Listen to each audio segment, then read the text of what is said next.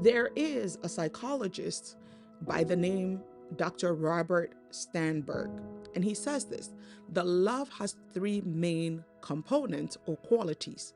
He explains that it's love, in order for us to feel love and to understand, these three components are intimacy, passion, and commitment. That if I say that I love you, you and I have to get to a point of intimacy. And intimacy here is not sexual intimacy, but an intimacy where you're into me and I'm into you. And then the second concept that the quality he talks about is passion, where we have passion for one another. And you may be saying, isn't passion the same as intimacy? No. Passion is a feeling that I have towards you. Intimacy is when I yoke with you. So God expects intimacy with us, right?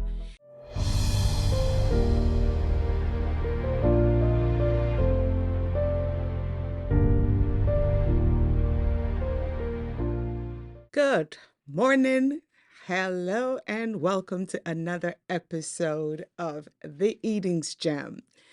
I'm greeting you good morning because I know usually on the side of the world that I am when we release this, it's at 6 a.m.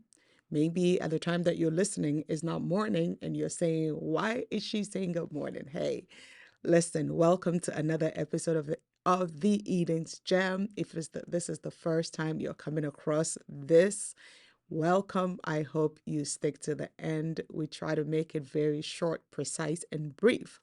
If you are a returning listener and you are not subscribed yet, listen, what are you waiting for? I hope you take that little extra 1 second of your time and use your finger to hit the subscribe button. And while you're at it, why not hit the notification button so you don't miss another episode? Before we dig in, as always, I want to give a shout out to our production team, Bless Production and Eyes Have Not Seen, who are the mastermind behind these episodes that we bring you.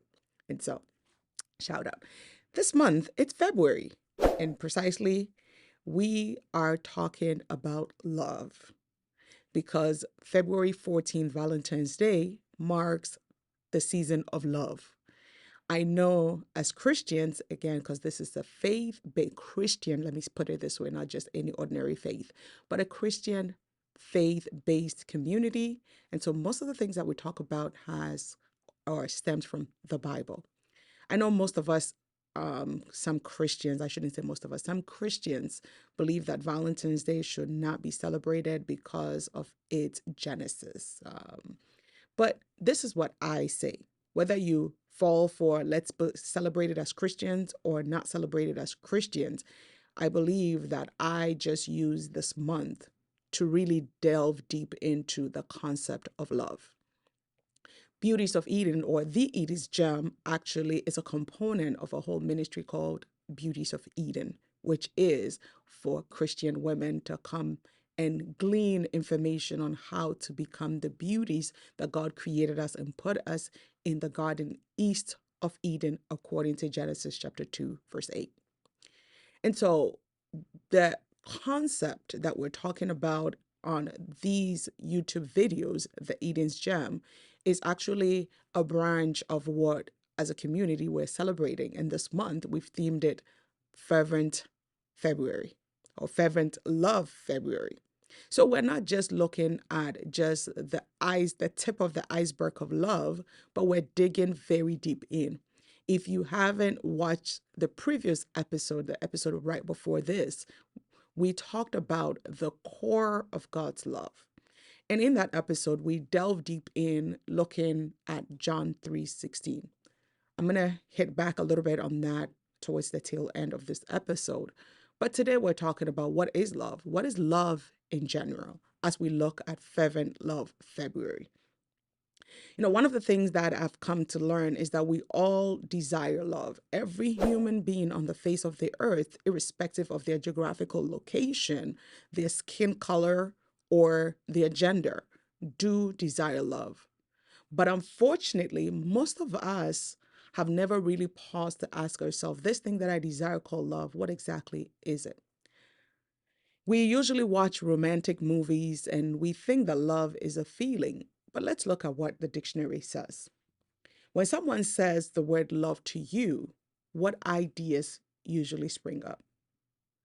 I've heard this, that for a child, love is a four-letter word, but it's spelled differently, another four-letter word, which is time.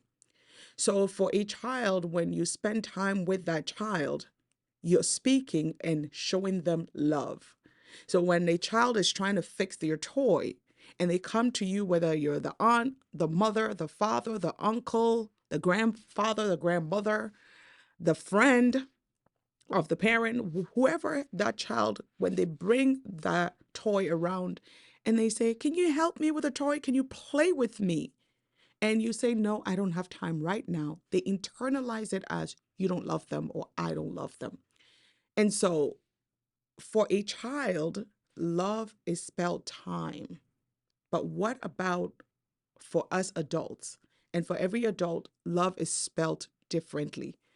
Dr. Gary Chapman talks about the five love languages. And from his perspective, as human beings, we speak five different languages when it comes to love.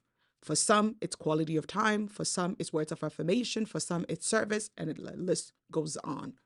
But what exactly is love? As we're expecting it, do we get it the way we speak it? Do we get it the way we interpret it? What does the dictionary define? Oxford Dictionary defines love as an intense feeling of deep affection, simply stated.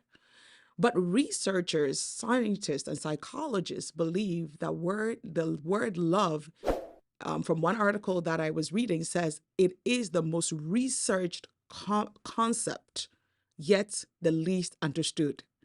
Did you hear what that means? It means that in as much as a lot of resources, money, personal time, and intellectuals have put in the time to understand this concept, it is the most researched and yet the least understood. So it doesn't matter the amount of time that has been put into this concept, it seems like we still don't get it. So, how do we expect something to be given to us that we don't really understand? That is the conversation that I'm digging deep in, and I'm getting us to also have that same conversation or internal dialogue with us. Because a lot of us are frustrated that we're not being loved, yet we don't even know what we're expecting as love. There is a psychologist by the name Dr. Robert Sternberg, and he says this: the love has three main components or qualities. He explains that it's love, in order for us to feel love and to understand, these three components are intimacy, passion, and commitment. That if I say that I love you, you and I have to get to a point of intimacy. And intimacy here is not sexual intimacy, but an intimacy where you're into me and I'm into you. And then the second concept that the quality he talks about is passion, where we have passion for one another. And you may be saying, isn't passion the same as intimacy? No. Passion is a feeling that I have towards you. Intimacy is when I yoke with you. So God expects intimacy with us, right? And so we can be passionate about something and not really be intertwined with it. And then commitment, that if I say that I love you or you say that you love me, you have to show me some level of commitment. So love is not just this versatile word that's out there that is so complicated that we don't understand. It comes with certain qualities. And this morning, actually, when I was driving, getting ready to drive to the studio, I was just thinking about this whole concept called love. And I said, wow, this love, no wonder researchers are showing that they cannot really understand it. Because this same word love can take someone to prison. They will kill because of love. They would hit someone trying to protect them out of love. So love can take you to prison. It can take another to the grave. Love can lead a person to a mansion, or love can make one become homeless. Have you ever thought about that? Because that really got me thinking. I love you so much that I'm going to kill you because I don't feel loved back. And I will end up with one in prison or sometimes both of them in the grave. Or love can lead you. Somebody would say, I love you so much, I'm going to build a mansion for you. Or love can make someone empty their entire life savings in the name of love and end up being jobless and homeless. What is this thing called love? As we look at the last episode, when I talk about the core of God's love, God's love for us made him send his one and only begotten Son to set us captives free. It is because of his love. But this same love that he had for us made this God turn his face away when his only beloved and begotten Son was crying for him. Because of love, he set us free, but because of this love, he couldn't also look at his Son die a gruesome death, and so he had to turn away. So my question for you as we wrap this episode is, have you and I, as we are looking for love and demanding love, have we really asked ourselves the question, what is love? And not just what is love, what does love mean to me? Would I say I love so that I set captives free? And on the same token of love, turn my face away from something that is so dear to me?